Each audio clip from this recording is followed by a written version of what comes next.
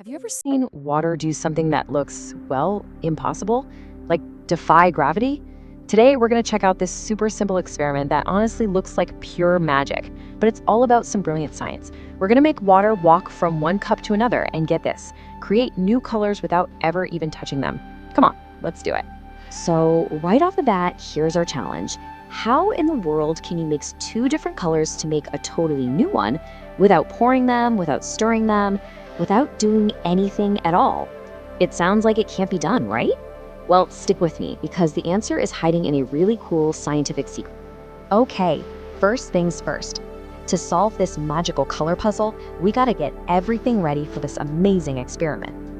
And you know what the best part is? You probably have all this stuff in your kitchen right now. Seriously, just grab a few cups, some regular water, a little food coloring, we're gonna use blue and yellow to start, and a couple of paper napkins. Yep, that's literally all you need.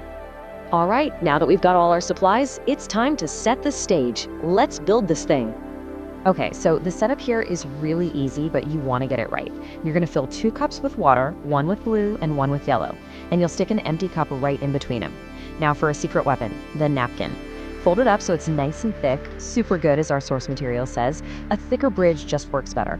Then you just drape it from one colored cup into the empty one, making a little bridge. Do the same for the other side.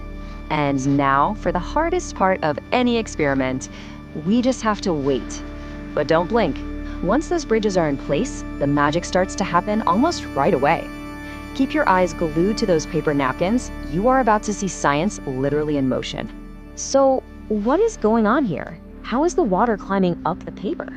I promise it's not magic. It's the science of walking water. Let's pull back the curtain and see what's really happening. If you look really close, you'll see it. The color is actually crawling its way up the napkin. It's moving upwards, totally defying gravity. This is the walking water in action, making its slow and steady journey up and over the bridge.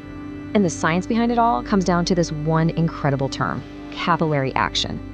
So picture the paper napkin, right? It's made of all these tiny little fibers with tiny little gaps in between. Water molecules, they love to stick to each other, but they also love to stick to other things like those paper fibers. And that stickiness to the paper is actually stronger than gravity. So the water literally climbs up the fibers, pulling its other water molecule friends along for the ride. And if you think that's cool, check this out. This is the exact same way that plants and even giant trees get water from their roots deep in the ground, all the way up their trunks to the very highest leaves. I mean, how incredible is that? Nature is the ultimate master of capillary action. And that brings us to the grand finale, the colorful conclusion. This is the payoff, the moment where our little science project turns into a piece of art. Look, it's happening. After their long journey up and over the paper bridges, both the blue water and the yellow water are starting to drip, drip, drip into that empty middle cup. They're finally meeting for the first time. So what happens when you mix the primary colors, blue and yellow? You get green, a brand new secondary color created right before your eyes. And the best part, we didn't have to do a thing. The cups literally mix the colors for us. Seriously, how cool is that?